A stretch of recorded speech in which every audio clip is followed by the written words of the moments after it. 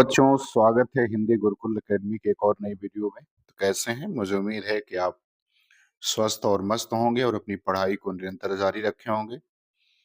बच्चों, यदि आप चैनल पर पहली बार हैं तो इसको सब्सक्राइब करें और यदि आपने इसको सब्सक्राइब किया है तो लाइक और शेयर जरूर करें। चलिए शुरू करते हैं आज की वीडियो। पहला सवाल कह रहा है कि हिंदी भारत की है, तो बीच में रिक्त स्थान है। सही विकल्प का चयन कर वाक्य को आपको पूरा करना है। ए कह रहा है मूल भाषा, बी कह रहा है राजभाषा, सी कह रहा है अंतर्राज्यीय भाषा और डी कह रहा है राष्ट्रभाषा। तो आपको ये बताना है कि हिंदी भारत की क्या है। मूल भाषा है, राजभाषा है, अंतर्राज्यीय भाषा है या राष्ट्रभाषा है। तो बच्चों, भारत की हिंदी जो है वो राजभाषा है। विकल्प बी जो है वो आपका सही हो जाएगा। तो पहले का बी सही हो जाएगा। बात करते हैं सवाल नंबर दूसरे की। सवाल नंबर दूसरे में कह रहा है कि दिए गए विकल्पों में से ऋजु का विरुद्धार्थी शब्द कौन सा है। तो आपको ऋजु का विरुद्धार्थी अर्थात उल्टा बताना है। ए कह रहा है सुर, बी कह रहा है वक्र, सी कह रहा है सरस और डी कह रहा है मिथ्या। तो आपको ये बताना है कि ऋजु का जो है विरोध वाला इसका विरुद्धार्थी या उल्टा शब्द क्या होगा। सुर होगा, वक्र होगा, सरस होगा या मिथ्या होगा। तो बच्चों, ऋजु का क्या होता है? वक्र होता है। विकल्प बी जो है वो सही हो जाएगा दूसरे का। चलिए बात करते हैं सवाल नंबर तीसरे की। सवाल नंबर तीसरे में कह रहा है कि 17वीं रमाकांत स्मृति कहानी पुरस्कार से किसे सम्मानित किया गया था। तो आपको ये बताना है कि 17वीं रमाकांत स्मृति कहानी पुरस्कार से किसे सम्मानित किया गया था। ए चित्रा मुदगल, बी असगर वजाहत, सी इंदिरा डांगी और डी मनोज कुमार पांडे। तो आपको बता दूं बच्चे कि 17वां रमाकांत स्मृति कहानी पुरस्कार 2013 में दिया गया था। तो आपको ये बताना है कि उसे किसे सम्मानित किया गया था। तो बच्चों, इसका उत्तर हो जाएगा इंदिरा डांगी। विकल्प सी जो है वो आपका करेक्ट हो जाएगा। चलिए बात करते हैं सवाल नंबर चौथे की। करेक्ट, नीचे दिए गए शब्द किस गुणवाचक विशेषण के प्रकार हैं। तो नीचे कुछ शब्द दिए गए हैं, आपको ये बताना है कि किस गुणवाचक विशेषण के प्रकार हैं। अच्छा, दानी, न्यायी और कृपालु। तो आपको ये बताना है कि किस गुणवाचक विशेषण के प्रकार हैं। आकार बोधक, गंध बोधक, गुणबोधक या दोष बोधक। तो आपको ये बताना है कि किस गुणवाचक के ये प्रकार हैं। आकार बोधक के हैं, गंध बोधक के हैं, गुणबोधक के हैं या दोष बोधक के हैं। तो बच्चों, ये सभी के सभी क्या हैं? ये सभी के सभी गुण बोधक हैं। तो विकल्प सी जो है आपका क्या हो जाएगा? करेक्ट हो जाएगा चौथे का। चलिए बात करते हैं सवाल नंबर पांचवें की। सवाल नंबर पांचवें में कह रहा है कि निम्न विकल्पों में से एक सही विकल्प छांटिए। तो आपको नीचे दिए गए विकल्पों में से एक सही जो विकल्प है उसको छांटना है। ए कह रहा है कि तुम सफल नहीं हो सकते बिना कठोर परिश्रम के। बी कह रहा है कि बिना कड़ी परिश्रम के तुम सफल नहीं हो सकते। सी कह रहा है कठिन परिश्रम के बिना तुम सफल नहीं हो सकते। और डी कह रहा है कि बिना कठोर परिश्रम किए तुम सफल नहीं हो सकते। तो पांचवें में आपको ये बताना है कि कौन सा वाक्य जो है इसमें से शुद्ध है। विकल्प ए, बी, सी और डी में से शुद्ध क्या है। तो बच्चों, जो इसमें से शुद्ध है वह विकल्प सी जो है वो क्या है? वो शुद्ध है। बाकी सभी अशुद्ध हैं। चलिए बात करते हैं सवाल नंबर छठवें की। सवाल नंबर छठवें में कह रहा है कि सन 2001 में कथाकार संजीव को उनकी किस रचना के लिए इंदु शर्मा अंतर्राष्ट्रीय कथा सम्मान लंदन में दिया गया। तो आपको ये बताना है कि कथाकार जो संजीव हैं इनको शर्मा अंतर्राष्ट्रीय सम्मान लंदन में उनकी किस रचना के लिए दिया गया था। ए कर सात समंदर पार, बी कर जंगल जहां शुरू होता है, सी डायन और डी ऑपरेशन जानकी। तो आपको ये बताना है कि किस रचना के लिए उन्हें जो है वो यह सम्मान प्रदान किया गया था लंदन में। तो आपको बताना है सात समंदर के लिए, जहां जंगल शुरू होता है, डायन या ऑपरेशन जानकी। तो बच्चों, छठवें का उत्तर क्या हो जाएगा? छठवें का बी हो जाएगा, जंगल जहां शुरू होता है। तो विकल्प बी छठवें का सही हो जाएगा। चलिए बात करते हैं सवाल नंबर सातवें की। सवाल नंबर सातवें में कह रहा है कि यह जीवन क्या है निर्जर है, इस वाक्य में प्रयुक्त अलंकार पहचानिए। तो आपको ये बताना है कि इसमें कौन सा अलंकार है। ए कह रहा है उत्प्रेक्षा अलंकार, बी अतिशयोक्ति अलंकार, सी रूपक और डी व्यतिरेक अलंकार। तो आपको ये बताना है कि इसमें कौन सा अलंकार होगा। उत्प्रेक्षा, अतिशयोक्ति, रूपक या व्यतिरेक। तो बच्चों, जो इसमें अलंकार होगा वो क्या हो जाएगा? वो रूपक अलंकार होगा। कौन सा अलंकार हो जाएगा? रूपक अलंकार हो जाएगा। ठीक, चलिए बात करते हैं सवाल नंबर 8वें की। सवाल नंबर 8वें में कह रहा है कि दिए गए विकल्पों में से सही वाक्य चुनिए। तो 8वें में आपको सही वाक्य का चुनाव करना है। ए कह रहा है स्वभाव के प्रतिकूल तुम्हें यह कार्य करना चाहिए। बी कह रहा है स्वभाव के अनुकूल तुम्हें यह कार्य करना चाहिए। सी कह रहा है स्वभावरूप तुम्हें यह कार्य करना चाहिए। और डी कह रहा है स्वभाव के अनुरूप तुम्हें यह कार्य करना चाहिए। तो 8वें का उत्तर आपको बताना है कि क्या सही होगा। स्वभाव के प्रतिकूल तुम्हें यह कार्य करना चाहिए, या स्वभाव के अनुकूल तुम्हें यह कार्य करना चाहिए, या स्वभावरूप तुम्हें यह कार्य करना चाहिए, या स्वभाव के अनुरूप तुम्हें यह कार्य करना चाहिए। तो बच्चों 8वें में जो सही हो जाएगा वो सही हो जाएगा विकल्प बी, स्वभाव के अनुकूल तुम्हें यह कार्य करना चाहिए। तो 8वें का कौन सा सही होगा?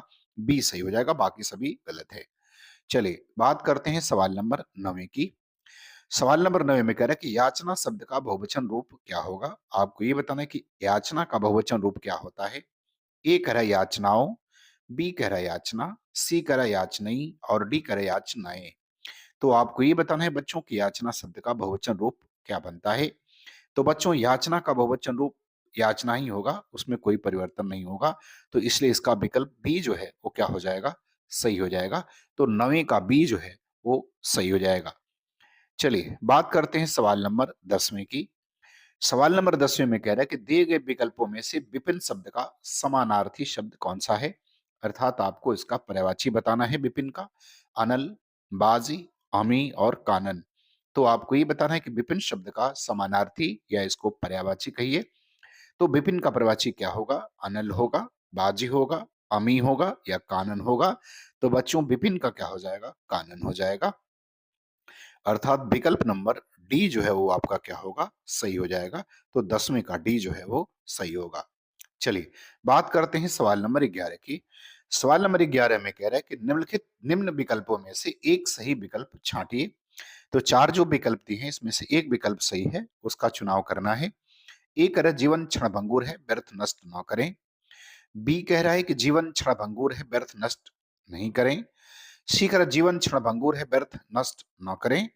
और डी कह रहा है कि जीवन क्षणभंगुर है, व्यर्थ नष्ट न करें। तो आपको ये बताना है कि कौन सा इसमें से सही होगा। विकल्प ए, विकल्प बी, विकल्प सी या विकल्प डी, कौन सा सही होगा 11 का? तो 11 का उत्तर आपको बताना है क्या होगा। तो बच्चों 11 का उत्तर पहला सही हो जाएगा, जीवन क्षणभंगुर है, व्यर्थ नष्ट ना करें। ठीक, तो ए सही हो जाएगा। ठीक है, बी में जीवन गलत लिखा है, आगे आगे भी नहीं गलत लिखा हुआ है, बाकी तीनों जो है वो व्याकरण की कोटि के अनुसार शुद्ध नहीं है।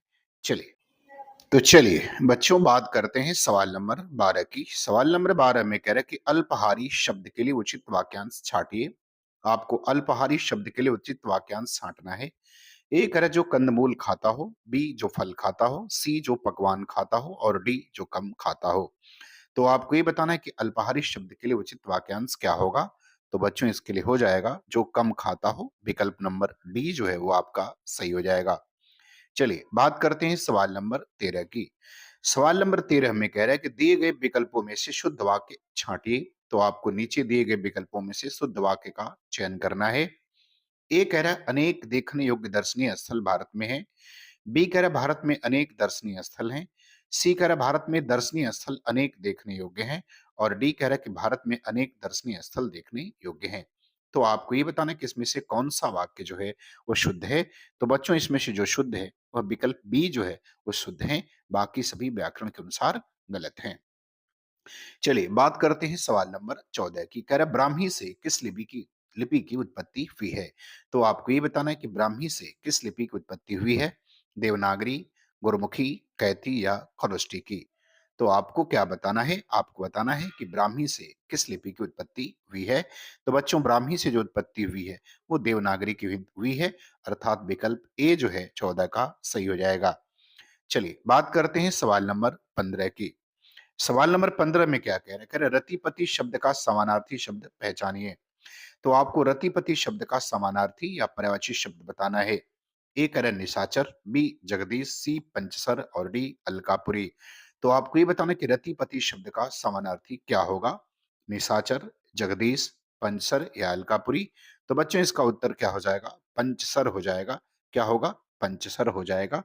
आप मनसिज कह सकते हैं, आप अनंग कह सकते हैं, आप मनमत कह सकते हैं, आप मनोज भी कह सकते हैं। चलिए, बात करते हैं सवाल नंबर 16 की। सवाल नंबर 16 में कह रहा है कि उसकी बात का उत्तर कोई न दे सका सब, और रिक्त स्थान है जिसे पूरा करना है, हो गए। तो सही विकल्प का चयन कर रिक्त स्थान को पूरा करना है।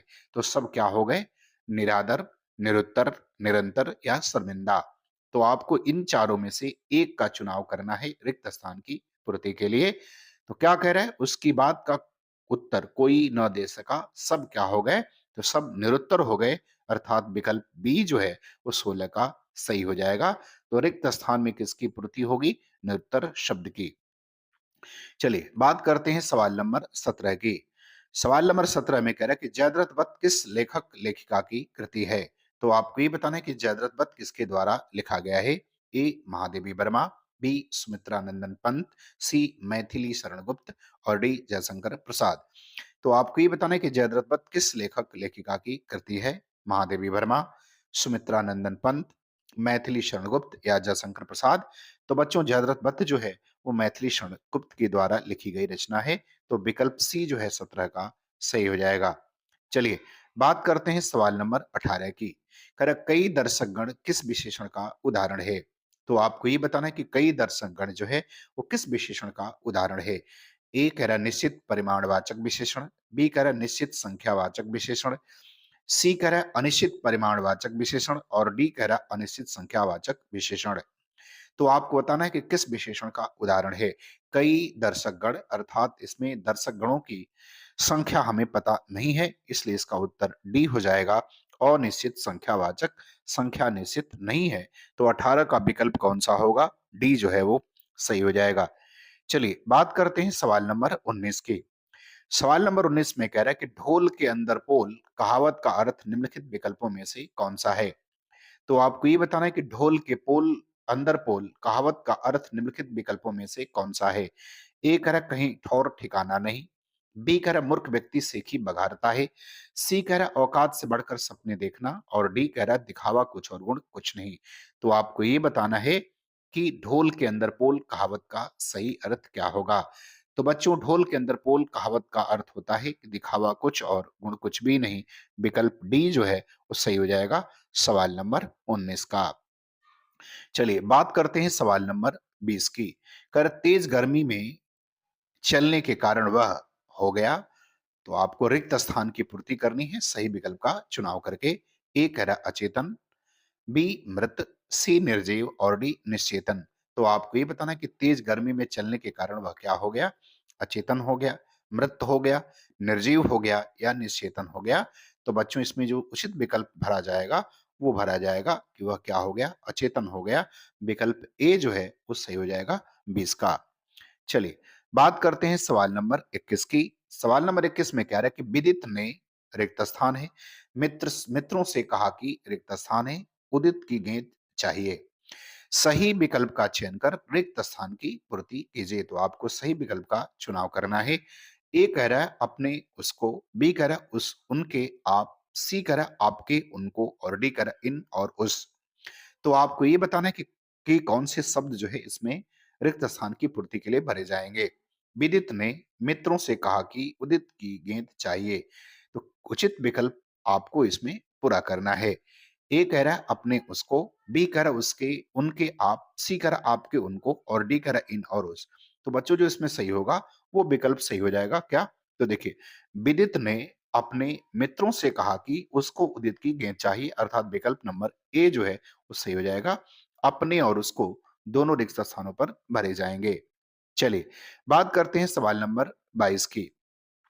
सवाल नंबर 22 में कह रहा है कि सरसिज शब्द का प्रवाची शब्द निम्नलिखित में से कौन सा है? तो आपको सरसिज का क्या बताना है? प्रवाची शब्द बताना है। ए कह रहा है नलिन, बी नौकर, सी आदेश और डी दृग। तो आपको ये बताना है कि सरसिज का जो है वो क्या होगा? प्रवाची शब्द क्या होगा?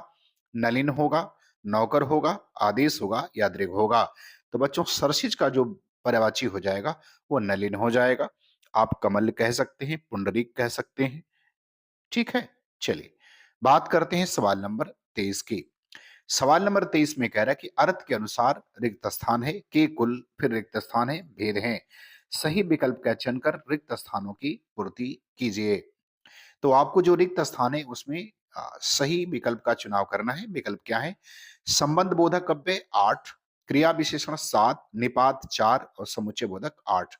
तो आपको ये बताना है कि अर्थ के अनुसार किसके कितने भेद होते हैं और इसको आपको भरना है। तो बच्चों अर्थ के अनुसार संबंध बोधक अव्यय के कुल 8 भेद होते हैं। तो इसका उत्तर क्या हो जाएगा? विकल्प 1 जो है वो सही हो जाएगा, अर्थात ए विकल्प सही होगा। अर्थ के अनुसार संबंध बोधक अव्यय भराएगा के कुल 8 भेद होते हैं। इस यह रिक्त स्थान पर भरे जाएंगे। चलिए बात करते हैं सवाल नंबर 24 की। सवाल नंबर 24 में क्या कह रहा है? 24 में कह रहा है कि उपमेय, उपमान, साधारण धर्म और वाचक किस अलंकार के भेद हैं? तो आपको ये बताना है कि उपमेय, उपमान, वाचक, साधारण धर्म ये किस अलंकार के भेद हैं? ए कह रहा है शब्द श्लेष अलंकार, बी कह रहा है यमक अलंकार, सी कह रहा है विपसा अलंकार और डी कह रहा है उपमा अलंकार। तो आपको ये बताना है कि किस अलंकार के ये सभी के सभी जो हैं वो भेद हैं। तो बच्चों ये सब के सब जो है उपमा अलंकार के भेद हैं। किस अलंकार के? उपमा अलंकार के भेद हैं। तो विकल्प डी जो है वो सही हो जाएगा। और बच्चों आज का अंतिम सवाल 25वां कह रहा है संसार में सभी तरह के लोग रहते हैं, कोई उदार तो कोई रिक्त स्थान, कोई धनवान तो रिक्त स्थान। सही विकल्प का चयन कर रिक्त स्थानों की पूर्ति कीजिए। तो आपको ये बताना है कि कोई उदार तो कोई क्या भरा जाएगा, कोई धनवान तो कोई क्या भरा जाएगा। विकल्प ए कह रहा है संकीर्ण निर्धन, विकल्प बी कह रहा है अनुदार और रंग, विकल्प सी कह रहा है कि अनुदार और योगी और विकल्प डी कह रहा है संकीर्ण और मितव्यय। तो बच्चों सेंटेंस को पढ़ने के बाद जो उसमें भरा जाएगा वो ये भरा जाएगा कि संसार में सभी तरह के लोग रहते हैं, कोई उदार तो कोई संकीर्ण, कोई धनवान तो कोई निर्धन। अर्थात विकल्प ए जो है वो आपका क्या हो जाएगा? सही हो जाएगा। विकल्प ए क्या होगा? सही हो जाएगा।